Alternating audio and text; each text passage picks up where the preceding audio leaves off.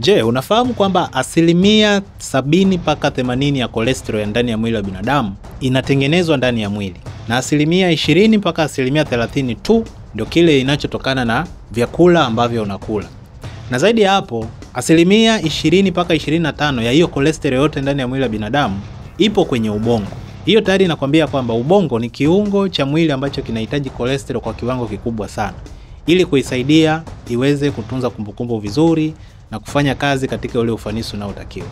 Hii video itakuelekeza mambo muhimu ya kufahamu kuhusu cholesterol, na kama tayari una changamoto ya cholesterol, ni vitu gani uweze kuvifanya ambavyo vitakusaidia wewe kuweka cholesterol yako vizuri, lakini pia kusaidia mwili wako kufanya kazi katika ufanisi unaotakiwa. Hii ni The Catalog Podcast.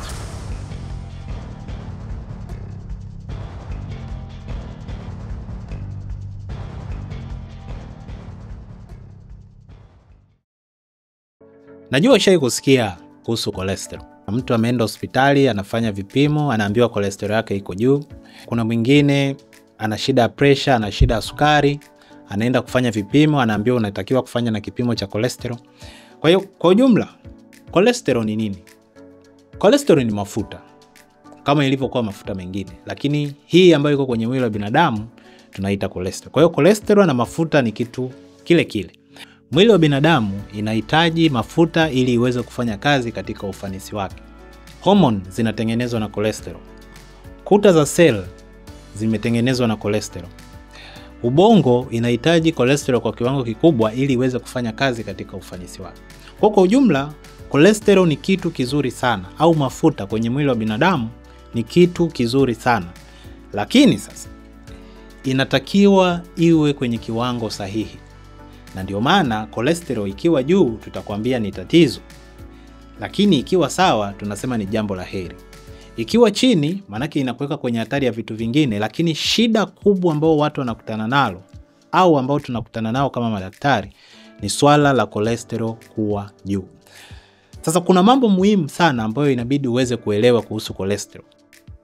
Jambo la kwanza kuelewa kuhusu cholesterol ni kwamba sio kila cholesterol ni mbaya. Ndani ya mwili wa binadamu kuna cholesterol za aina nyingi, lakini kubwa ambazo huwa tunazifahamu, kuna LDL au tunasema low density lipoproteins, kuna HDL ambao ni high density lipoproteins, na triglycerides. Kwenye hizi cholesterol tatu kuna cholesterol nzuri na kuna cholesterol mbaya. So tukizigawanya, LDL au low density lipoprotein pamoja na triglycerides, hizo tunasema ni cholesterol mbaya. Na HDL au high density lipoprotein, hiyo tunasema ni cholesterol nzuri. Na kawaida tunahitaji HDL ambao ni cholesterol nzuri iwe kwa kiwango kikubwa, na LDL na triglyceride ambao ni cholesterol mbaya iwe kwa kiwango kidogo. Na tunapokuwa na huo uwiano, basi inatusaidia sana mwili wetu kuwa katika afya nzuri na kuweza kufanya kazi katika ufasaha wake. Jambo la pili, umuhimu wa cholesterol ni nini? Na inakuwa na madhara gani pale inapokuwa imezidi kiwango ambacho kinatakiwa? Cha kwanza kabisa, kama nilivyosema awali kwamba mwili wa binadamu ina uhitaji wa mafuta au cholesterol ili kuweza kufanya shughuli zake mbalimbali. Ya kwanza ikiwa ni kutengeneza hormone, ya pili ni kusaidia ubongo kuweza kufanya kazi katika ufanisi wake, lakini ya tatu, maeneo mengi ya kwenye mwili wa binadamu, kwa mfano cell, kwenye zile kuta za cell tunahitaji cholesterol ili iweze kutengenezwa ile kuta ya seli na mambo mengi. Kwa hiyo kuna shughuli nyingi ambazo cholesterol inatusaidia kwenye mwili wa binadamu ili tuweze kufanya kazi katika ule ufanisi wake. Lakini kwa bahati mbaya, cholesterol inapokuwa nyingi kuliko kawaida, narudia, cholesterol inapokuwa nyingi kuliko kile kiwango ambacho kinatakiwa, pale sasa inaanza kutuweka kwenye hatari ya shida mbalimbali za kiafya. Ya kwanza kabisa ni shambulio la moyo au tunasema heart attack. Ya pili ni kiharusi ambayo ni stroke. Ya tatu, cholesterol inaenda kuziba mishipa ya damu inayotoa damu kutoka kwenye moyo kwenda katika maeneo mengine ya mwili tunayoita arteries, na kusababisha shinikizo la juu la damu au high blood pressure. Lakini pia inakuweka kwenye hatari ya kupata shida ya kisukari, na matatizo mengi sana ya kiafya yanatokana na cholesterol kuwa juu. Kwa hiyo ni muhimu sana kuelewa kwamba cholesterol ni nzuri, Lakini inapokuwa kwenye kiwango ambacho ni cha juu na sio cha kawaida, inakuweka kwenye hatari ya kupata magonjwa mengi yanayotokana na cholesterol kuwa juu. Na hapa nimekumbuka jambo. Huwa tunaamini kwamba watu ambao wana mwili sana, au tunasema mtu ambaye amenenepa kuliko kawaida, au vibonge au uzito mkubwa kupita kawaida, hao ndio watu ambao wanaweza wakawa na cholesterol. Unaweza ukawa na mwili wako wa kawaida kabisa, mwembamba vizuri kabisa, lakini cholesterol ikawa juu. Kuna mgonjwa nimekutana naye, ana miaka 40, ana mwili wake safi, anafanya mazoezi vizuri, wala sio mnene. Amekuja tu kwa ajili ya kufanya check up, lakini baada ya kufanya kipimo cha cholesterol tukakuta cholesterol iko juu sana. Watu inabidi waanze kuelewa kwamba sio lazima uwe mnene ndio cholesterol iwe juu. Unaweza ukawa na mwili wako vizuri kabisa, sio mnene, unafanya mazoezi, unakula vizuri, lakini cholesterol ikawa iko juu. Jambo la tatu, ni vitu gani ambavyo vinaweza vikasababisha cholesterol yako ikawa juu kuliko kawaida? Kuna mambo mengi, lakini nitataka kuongelea mambo matatu ya muhimu. Jambo la kwanza, ulaji wa sukari nyingi kuliko kawaida inapelekea cholesterol kuwa juu. Naomba nirudie. Ulaji wa sukari nyingi kuliko kawaida inapelekea cholesterol kuwa juu. Na hii inakuwaje? Mwili wa binadamu ina uwezo wa kubadilisha sukari kwenda kwenye mafuta. Ukila sukari kutokana na sosi yoyote, mfano, kuna wengine yeye anaamini kwamba ukila sukari peke yake, au ukila chocolate, au ukinywa soda, hizo ndio zinaweza kuingiza sukari kwenye mwili wako. Lakini tunapoongelea sukari, tunaongelea hata starch, sijui ugali, wali, hivyo vitu vyote ambavyo vikimeng'enywa mwisho wa siku vinaenda kutoa glucose. Sasa unapokula sukari ambayo ni ya ziada, kwa maana kwamba unakula kwa kiwango kikubwa ambacho mwili wako haihitaji, basi hiyo sukari inapokuwa ziada kwenye damu, mwili italazimika kuitunza ile sukari. Na namna pekee ambayo mwili inaweza kutunza sukari nyingi ni kuibadilisha kwenda kwenye mafuta. Kwa hiyo wewe unaweza kuwa unafikiria kwamba una cholesterol nyingi kwa sababu unakula mafuta mengi, lakini ulaji wako wa sukari inakuweka kwenye hatari kubwa sana ya cholesterol yako kuwa juu. Kwa hiyo jambo la kwanza watu kuelewa ni kwamba sukari inapelekea cholesterol kuwa nyingi kuliko kawaida. Jambo la pili, kama ufanyi mazoezi, manake mwili inakuwa inatunza cholesterol nyingi na unakuwa hauipi fursa kabisa ya kuweza kuondoa cholesterol au kuchoma hayo mafuta ambayo yametunzwa ili kusaidia kubalance cholesterol yako. Kwa hiyo kama hauna tabia ya kufanya mazoezi, basi unajiweka kwenye hatari kubwa sana ya cholesterol kuwa juu kuliko kawaida. Lakini jambo la tatu, kumbuka tulisema kwamba kuna cholesterol nzuri, lakini pia kuna cholesterol mbaya. Kuna aina ya mafuta unapokuwa unazitumia inakuweka kwenye hatari kubwa ya kuongeza cholesterol mbaya na kukuweka kwenye hatari ya kupata changamoto za kiafya. Mfano, mafuta ya mimea sio mafuta mabaya, lakini yakishachakatwa au tunasema yakishakuwa refined, manake inakuwa na kiwango kikubwa sana cha omega 6 ambayo kikawaida tunasema inakuwa ni inflammatory in nature au inaweka mwili kwenye hali ya kujihami. Sasa hiyo tayari, kwa sababu ni mafuta ambayo sio mazuri, inaenda kuongezea kwenye yale mafuta mabaya kwenye mwili au cholesterol mbaya kwenye mwili wako. Kwa hiyo aina ya mafuta ambayo unakuwa unakula inapelekea kwa kiwango kikubwa kuongeza cholesterol mbaya au cholesterol nzuri. Lakini pia jambo lingine ambalo inaweza kupelekea cholesterol kuwa juu ni pale ambapo unakunywa pombe, lakini pia uvutaji wa sigara. Kawaida unapovuta sigara, tunajua kwamba uvutaji wa sigara sio kwamba inaenda kuingiza cholesterol kwenye mwili wako, hapana. Lakini uvutaji wa sigara inaweka mwili wako kwenye kitu kinachoitwa inflammatory state au hali ya kujihami. So, mwili wako inapokuwa kwenye hali ya kujihami au inflammatory state, na zaidi kukiwa na inflammation kwenye mishipa ya damu, inapelekea mwili kupeleka cholesterol ambayo ni LDL kwenye yale maeneo na kuyagandisha pale. Sasa ile hali inapokuwa inaendelea, kadri muda unavyozidi kwenda, unakuta zile chembe za LDL au cholesterol mbaya zinakuwa zinaganda nyingi kwenye mishipa ya damu. Na hiyo sasa inapelekea mishipa ya damu kuwa nyembamba na baadaye sasa kukuweka kwenye hatari ya kupata pressure kupata kiharusi, lakini pia kupata shambulio la moyo. Kwa ni muhimu sana watu kuelewa kwamba uvutaji wa sigara pia inachangia kwa kiwango kikubwa cholesterol kuwa juu. Jambo la 4 ni swala la vipimo. Tumezoea tukienda kufanya kipimo cha kuangalia cholesterol, tunafanya kipimo kinachoitwa total cholesterol. Ni sawa kwa sababu ni kipimo ambacho kinaelezea cholesterol, lakini haitupi picha halisi kwamba kama cholesterol iko juu, je, ni cholesterol mbaya au ni cholesterol nzuri? Na nini ambacho tunaweza tukakifanya ili kuweza kuweka hiyo cholesterol sawa? Kitaalam kuna kipimo kinaitwa lipid profile ambayo inatupa taswira ya cholesterol yote kwenye mwili wa binadamu, na inahusisha zile cholesterol 3 ambazo nimetaja.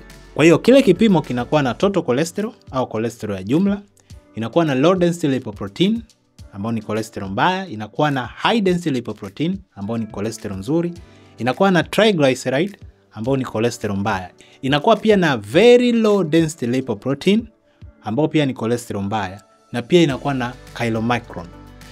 Hizi zote zinakuwa ndani ya kipimo kimoja kinachoitwa lipid profile. Kwa hiyo unapofanya kipimo cha lipid profile inaweza kutupa picha ya cholesterol nzuri na cholesterol mbaya. Na pale sasa tunaweza tukajua kwamba huyu mtu inaonekana cholesterol yake iko juu, lakini hii cholesterol yake ambayo iko juu, cholesterol nzuri iko juu, lakini cholesterol mbaya iko chini kama inavyotakiwa. Kwa hiyo ni muhimu sana, huwa ninasisitiza sana, unapoenda kufanya kipimo cha cholesterol lazima ifanyike lipid profile, sio total cholesterol peke yake, kwa sababu haitoweza kutupa picha halisi ya nini ambacho kinaendelea mwilini mwako. Jambo lingine la muhimu, cholesterol iko juu, nifanyeje ili iweze kukaa sawa? Hapa kuna namna 2 ya kufanya, na mara nyingi huwa tunashauri ziende sambamba. Ya kwanza, utabadilisha mfumo wa maisha ili kuweza kukusaidia. Cha kwanza, upunguze kiwango cha cholesterol mbaya inayoingia kwenye mwili wako, lakini pia upunguze kiwango cha sukari kinachoingia kwenye mwili wako ili tupunguze uzalishaji wa cholesterol mbaya ambao ni triglycerides ndani ya mwili wa binadamu. Kwa hiyo unavyopunguza kiwango cha sukari unachokula, utaisaidia ini yako ipunguze uzalishaji wa triglycerides, kwa sababu haitakuwa na haja ya kubadilisha sukari kwenda kwenye mafuta kwa ajili ya kutunzwa. Kwa jambo la kwanza la muhimu ni kubadilisha mwenendo wa maisha, ambao cha kwanza tunaanza na lishe. Tumesema tupunguze kiwango cha sukari ambacho tunakula, lakini pili tuangalie aina ya mafuta ambayo tunatumia. Tuepuke mafuta ya mimea ambayo yameshachakatwa, lakini pia kuna ile tabia ya kurudia mafuta. Unapokuwa unarudia mafuta kutumia, labda umekangia chipsi, kesho ukakaangia nyama, kesho kutwa. So ile kurudia kuitumia yale mafuta unaibadilisha kutoka hali yake nzuri kwenda kwenye kitu kinachoitwa trans fat. Hasa trans fat ni source kubwa ya kukuongezea triglycerides ambayo ni cholesterol mbaya. Sasa jitahidi kuepuka sana, tumia yale mafuta ambayo hayajachakatwa. Hilo jambo la kwanza, itakusaidia sana kuongeza cholesterol ambayo ni nzuri kwenye mwili wako. Lakini pia punguza kiwango cha sukari ili kupunguza uzalishaji wa cholesterol ndani ya mwili kwa ajili ya kutunzwa. Jambo la pili kwenye kubadilisha mfumo wa maisha ni kufanya mazoezi. Kama nilivyosema, una cholesterol ambayo iko juu, maana yake ili tuweze kuchoma yale mafuta yaweze kupungua ndani ya mwili, lazima uanze kufanya mazoezi ili kusaidia mwili kuchoma mafuta na yaweze kupungua. Unakuta mtu ana cholesterol nyingi lakini hafanyi mazoezi na anategemea kwamba iweze kushuka. Hiyo itakuwa ni kazi ngumu sana na utakuwa unaipa mwili wako kazi ngumu sana ya kufanya. Lazima uingize mazoezi kama utaratibu ya kukusaidia wewe kupunguza kiwango cha mafuta kwenye mwili. Kwenye kubadilisha mfumo wa maisha, unywaji wa pombe itachangia sana wewe kupunguza cholesterol au iendelee kubaki pale pale au iendelee kuongezeka. Unapoacha sigara pia itatusaidia sana kupunguza kiwango cha cholesterol ambayo iko kwenye mwili wako. Kwa hiyo ni namna ya kwanza ya kufanya ili kuweza kupunguza cholesterol kwenye mwili wetu. Lakini jambo la pili, tunakuja kwenye swala la dawa. Tunapokuta cholesterol iko juu sana, kawaida ukijaribu kufanya mabadiliko ya tabia peke yake, inaweza ikatupa matunda, lakini pia inaweza isitupe matunda kwa kiwango ambacho tunataka. Kwa hiyo either inaweza ikaenda taratibu sana au ikaenda kwenye kiwango ambacho tulikuwa tunatarajia. Kwa vyovyote inavyokuwa, kawaida kulingana na kiwango cha cholesterol ambao tutakuta uko nayo. Kwa hiyo kama iko juu kiasi, tunaweza tukashauri kubadilisha mfumo wa maisha. Lakini kama iko juu sana, kuna uhitaji wa kutumia dawa kwa muda fulani ili iweze kurudi sawa, alafu baada ya hapo tutahitaji kuimaintain au kuidhibiti kwa kutumia mabadiliko ya mfumo wa maisha ambayo tayari nimeshaongelea. Kwa hiyo hizo ni sehemu mbili katika kuidhibiti cholesterol yako iweze kukaa vizuri: kubadilisha mfumo wa maisha, lakini pia matumizi ya dawa kwa ajili ya kusaidia cholesterol iweze kukaa sawa. Na tunapoongelea mfumo wa maisha, sio kwamba utakapomaliza cholesterol itakaporudi vizuri urudi kwenye maisha yako yale yale ambayo ilipelekea cholesterol ikapanda. Lazima tuendelee kuwa waangalifu na lazima tuendelee kufuatilia utaratibu ambao tumeelekezwa na wataalamu ili kusaidia mwili cholesterol iweze kukaa vizuri. Kwa bahati mbaya, cholesterol huwa haina dalili. Hiyo ndio bahati mbaya ya kuwa na changamoto ya cholesterol. Ni kwamba haina dalili yoyote. Kuna wengine huwa wanasema nimesikia kichwa kinaniuma, hii itakuwa cholesterol. Kuna mwingine anasema bwana nasikia mwili tu umechoka choka, hii itakuwa ni cholesterol. Au nimekula mafuta mfululizo mwezi mzima, kwa hiyo nimekuja kupima ili niangalie kama cholesterol yangu iko sawa. Iko hivi, vitu ambavyo vitakwambia kwamba cholesterol iko sawa: ya kwanza, utakapopata stroke; ya pili, utakapopata shambulio la moyo au heart attack. Kwa kiwango kikubwa cholesterol huwa haina dalili, ila madhara ya cholesterol ikishatokea, hiyo ndo itakuja kama dalili.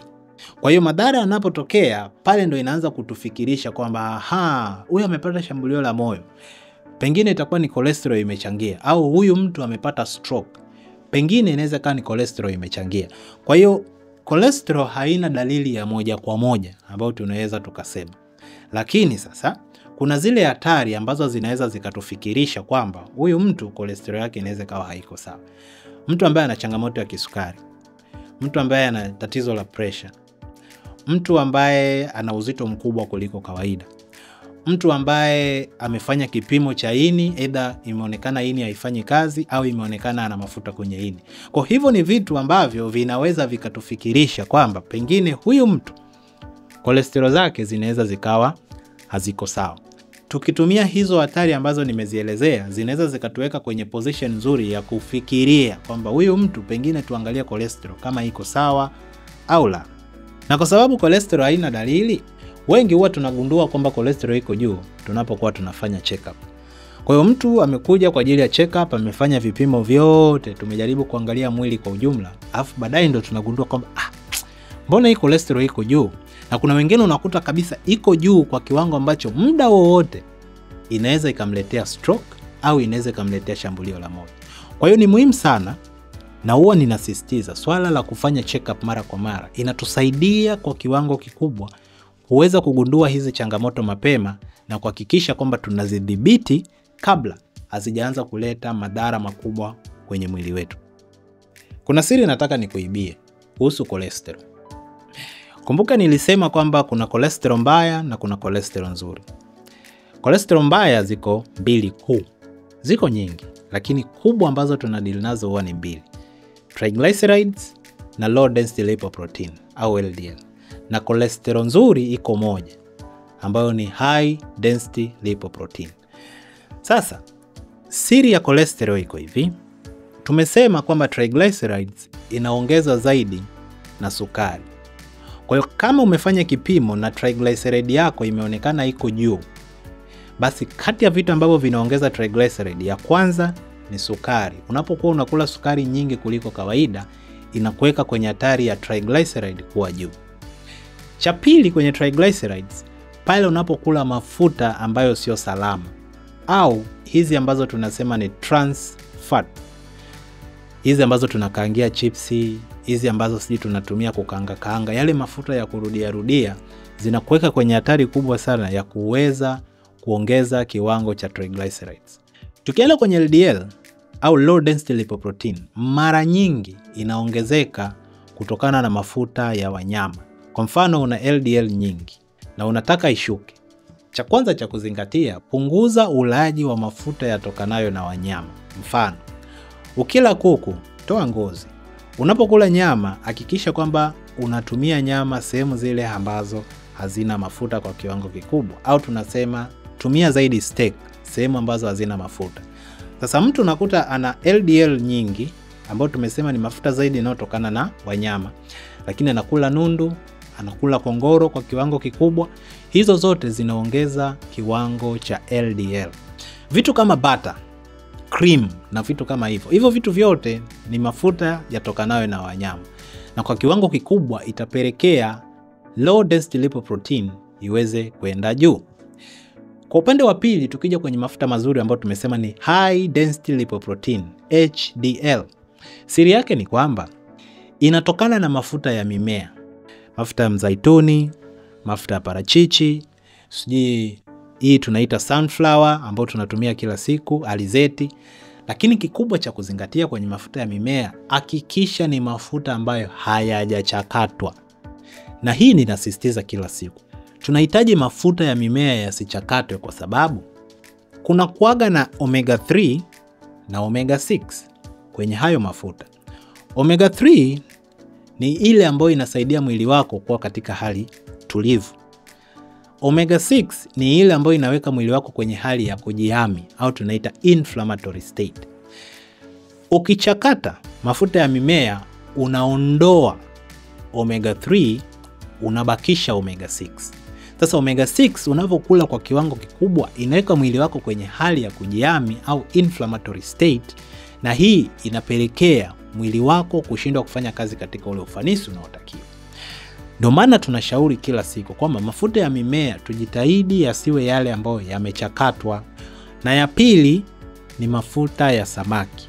Na ndio maana mtu tukikuta kwamba una upungufu wa high density lipoprotein ambao ni mafuta mazuri, tutakushauri pia uweze kupata supplements za omega 3 ili kuweza kutusaidia kuongeza hiyo cholesterol iwe katika kile kiwango ambacho kinatakiwa.